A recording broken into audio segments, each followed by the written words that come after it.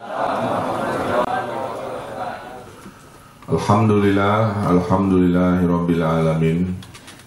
Wassalatu wassalamu ala asrafil anbiya'i wa mursalin wa ala alihi wa sahbihi wa man tabi'ahum bi ihsanin ila yaumiddin. Hamdan syakirin, hamdan na'imin, hamdan yuafi ni'amahu wa yukafi'u mazidah. Yang saya hormati Bapak Kabinda Provinsi Jawa Barat, Bapak Kepala Badan Kesbangpol Provinsi Jawa Barat, mewakili pimpinan BNPT, seluruh saudara-saudara saya yang sekarang hadir di hadapan saya. Mari kita panjang. Satu, ada nikmat umur, kita masih diberi kesempatan untuk ibadah, karena kita diciptakan oleh Allah semata-mata untuk ibadah. Wa ma khalaqtul jinna wal insa illa liya'budun. Yang kedua, nikmat kesehatan, nikmat iman Islam, nikmat berbangsa bernegara, dan nikmat kedamaian lahir batin. Yang tadi kita laksanakan, tapi juga disaksikan oleh Allah Subhanahu wa Ta'ala, yang ingin hamba-hambanya semua berada dalam kedamaian hati, yang ingin negeri yang kita cintai yang bernama Republik Indonesia selalu berada dalam ridho Allah Subhanahu wa Ta'ala, dengan semangat ukhuwah Islamiyah kita, dengan semangat ukhuwah watoniyah kita, menuju baldatun thayyibatun wa rabbun ghafur. Indonesia adalah negeri yang sangat indah, pemberian. Republik ini tidak lahir sebagai hadiah dari negara penjajah. Republik ini lahir dengan merebut, dengan nyawa,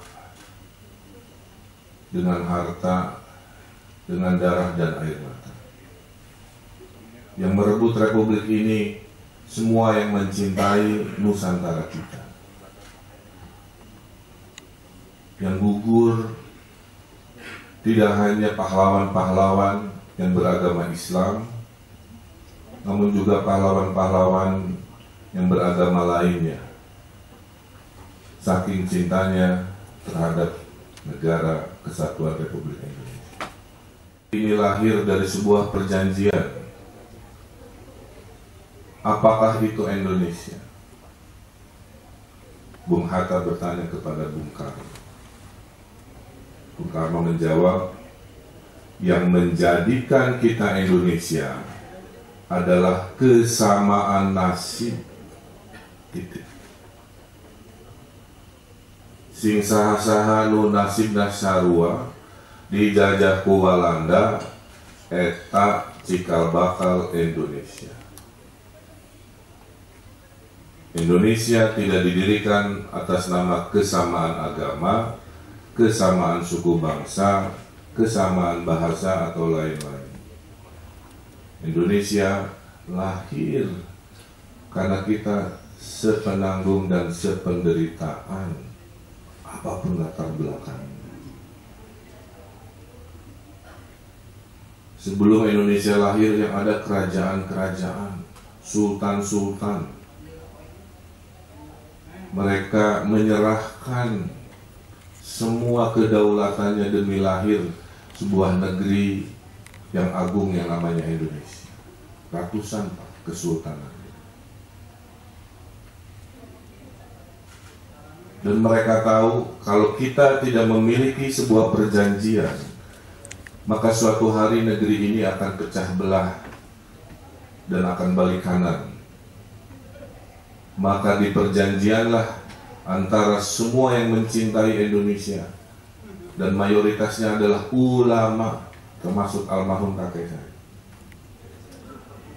Hayu, mari kita berjanji, satu, yuk saling menolong dengan sila kemanusiaan sing araradil dan beradab. Ketiga, jangan pecah belah, maka perkuatlah ukhuwah watoniyahnya, perkuatlah hubul waton minal imannya, maka lahirlah perjanjian sila ketiga yang namanya Persatuan Indonesia. Kepentingan golongannya, kepentingan ekonominya, kepentingan segala rupa, maka dibikinlah perjanjian keempat. Lamun aya nanaon hayu urang musyawarah, maka lahirlah sila keempat, musyawarah mufakat. Tapi kulantaran rakyat Indonesia temang juta-juta, maka dibuatlah sistem perwakilan kerakyatan yang dipimpin ya oleh hikmat kebijaksanaan dalam permusyawaratan perwakilan. Kalimat hidup ini harus adil, beunghar mangga sing beunghar, tapi nudu afal kudu ketulungan. Maka lahirlah sila kelima terakhir, keadilan sosial bagi seluruh rakyat Indonesia. 5 perjanjian itulah yang kita sebut dengan Pancasila. Tidak ada yang bertentangan dengan isi Quran hadis, Sobat, yang saya tadi terangkan. Tidak ada satupun sila yang bertentangan dengan keyakinan kita yang beragama Islam. Semua itu nilai-nilai Quran, hanya dibahasa Indonesiakan. Tauhidnya ketuhanan, ya, surat Al-Ma'unnya diterjemahkan kemanusiaan, persatuan, musyawarah, apalagi dan keadilan. Jadi kepada mereka yang selalu mentogut-togutkan Pancasila, pada dasarnya mata apa bahwa itu tuh nilai-nilai keislaman yang dibahasa Indonesiakan saja, bukan menggantikan nilai-nilai substansinya, hanya masalah pembahasan. Sekarang kita mau jujur-jujuran. Adakah nikmat keislaman kita yang terhalangi oleh Pancasila kita? Teu aya, Bapak Ibu. Ngaji di imah menang, nutup jalan kadang-kadang juga tutup mata. Bener pengajian aya istighosah aya naon mangga, asal musyawarah sila kaopat. Saya pernah ke negeri namanya Maroko, Pak, negara Islam. Khutbah Jumat nangan hiji di Kementerian Agama. Sore Bu Masjid macakeun khutbah di Menteri Agama. Urang makan bebas tiap masjid dek topik naon-naon wae, betul? Teu aya pemaksaan. Hei, khotib-khotib Jumat adalah kita mendapatkan kenikmatan kebebasan yang sama. Kadang-kadang di masyarakat yang non-muslim malah mengalami ketidaksempurnaan, ketidakleluasaan. Berarti kita tidak melaksanakan demo-demo misalkan. Kan teu adil urang teh. Nah, jadi itulah kenapa kita harus syukuri Bapak Ibu, Pancasila itu sudah selaras adalah intisari misakon golizoh dari perjanjian agung antara kita. Lamun tidak diciptakan perjanjian itu, geus bubar Pak Republik ini kapan tahu. Saya punya kakek Kiai Haji Muhyiddin, disebut nama Mapagelaran. Sebelum TNI, uas saya sahib memimpin santri-santri bertempur di ujung Berung, membawa bambu runcing, membawa senjata seadanya demi lahirnya Republik Indonesia, demi anak cucunya. Saya cucu ke-50 dari kakek saya, bisa hidup aman, nyaman, gemah, ripah, repeh, rapi. Aki abdi di penjara Pak ku Balanda di Kebon Waru sakali, di Sukamiskin sakali, maut wa abdi syahid. ngabelaan Indonesia, ngabelaan agama Islam. Di zaman DITI, pesantren abdi di musuhan ku DITI. Apa kata kakek saya, Bapak Ibu? Lamun jeung orang asing mah saya harus melawan sampai titik darah penghabisan. Tapi lamun lawana bangsa sendiri, kitanya saja yang mengalah mencari cara tanpa harus tumpah darah. Maka kakek saya bukan penakut,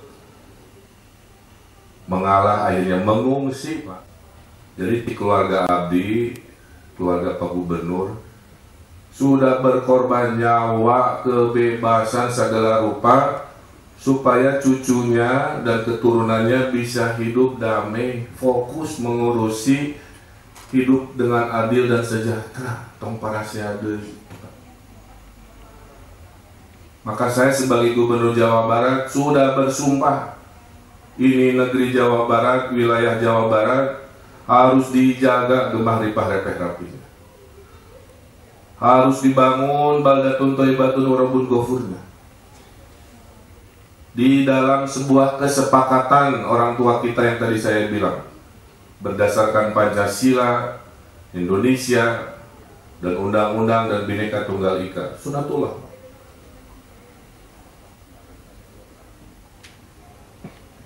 Yang namanya perbedaan adalah sunatullah. Ayah lalaki, ayah awewe, bisa beda. Mau dijadikan bahan pasya bisa. Sarupa nimbak saya lalaki leuwih ieu leuwih itu, awewe na meureunna sarwana bisa pasya. Mun dalam otaknya segala perbedaan jadi bahan dipasyaan bisa. Eta urusan gender. Ini urusan etnisitas, ieu Sunda, ieu Jawa bisa berpasean. Di bawah-bawah kita perang bubat di baheula nepi ka ayeuna. Cenah entong menangkeun jodoh orang Jawa, cek orang Sunda. Terus orang Sunda teu menangkeun orang Jawa, bisa. Lamun pola pikirna selalu melihat perbedaan sebagai sumber kebencian. Termasuk beda agama.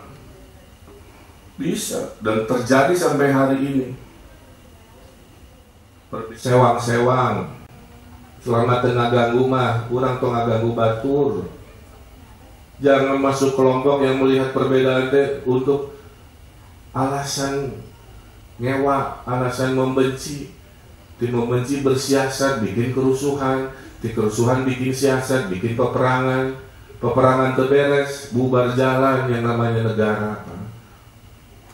Allah sudah menunjukkan di zaman kita hidup. Dulu ada negara namanya Yugoslavia, Pak. Presidennya Joseph Broz Tito, sahabat Bung Karno. Kulantaran suku bangsanya tidak mau bersatu, tidak ada sila persatuan. Sekarang negara yang namanya Yugoslavia, Bapak Ibu, sudah bubar. Pecah jadi negara suku bangsa. Aya Bosnia, aya Kroasia, Montenegro, dan seterusnya.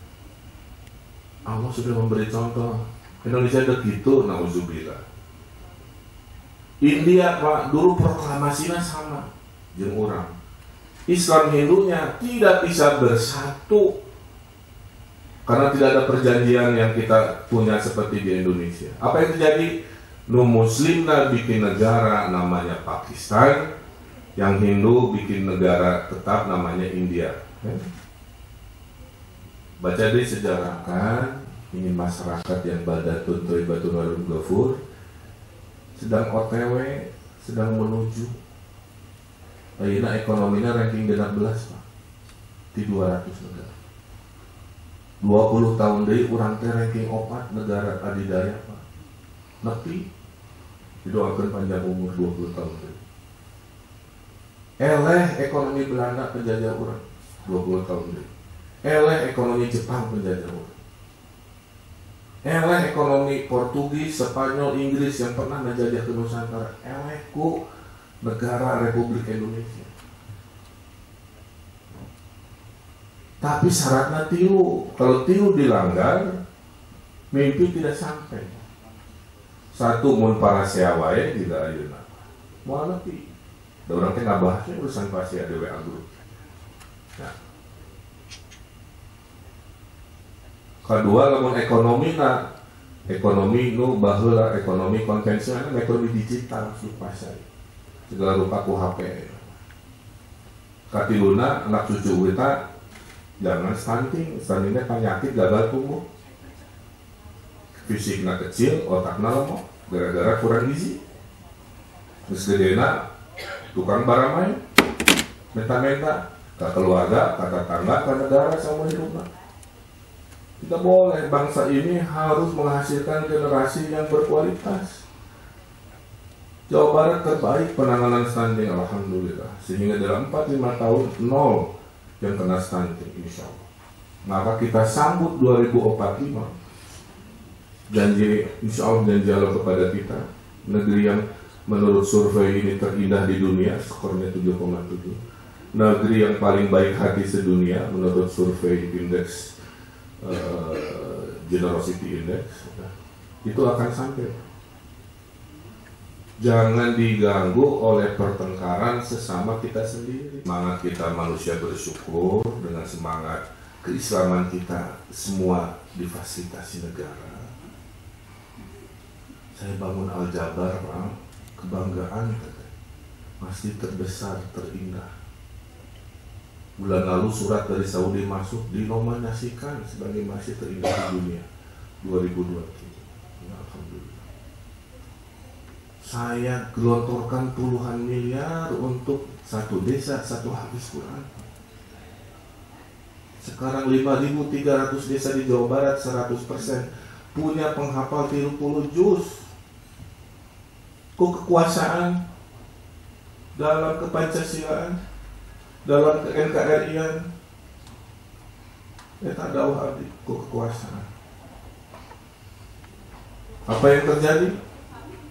Quran itu paling awal diketahui, keduanya dibaca, ketiganya dihafal, keempatnya dipahami, kelimanya diamalkan, keenamnya diajarkan. Eta abdi pemimpin muslim dakwah itu dalam bingkai NKRI Pancasila. Kurangnya aku mah ke dakwah Islam 5 tahun kapongker, Pak. 5.018 pesantren sekarang punya usaha. Bantuan ke saya 5 juta, 20 juta, 200 juta supaya pesantren bisa punya usaha mandiri. Tidak harus dengan NII untuk mencapai itu, karena kita datang dari sejarah yang tadi mengabela beda-beda. Sekarang fokusnya di orang, keislaman orang, tanpa harus mengganggu kesepakatan para pendiri bangsa itu. Nah, terakhir pesan saya 2. 1, Bapak Ibu tong hariwang. Ya. Ini sejarah perjalanan hidup Bapak Ibu. Skodarullah na kudu kieunya. Kan kudu dikieu-kieu. Lamun kapungkur tidak melakukan yang Anda semua lakukan. Tapi sudah wayah. Salah. Ya. Jangan ikut-ikutan lagi, jangan mengulangi lagi. Kalau bisa diajak yang lain yang belum datang, dikasih tahu, ulangi. Dan kepada mereka yang sudah menyatakan setia, Bapak Ibu akan saya lindungi. Negara akan melindungi lahir batin. Ya. Saya sebut negara, bukan individu. Gubernurnya, kabindanya, TNI, Polri. Bisi Bapak Ibu merenai ngewa kenehnya di sesama itu. Paham dari saya juga. Ya.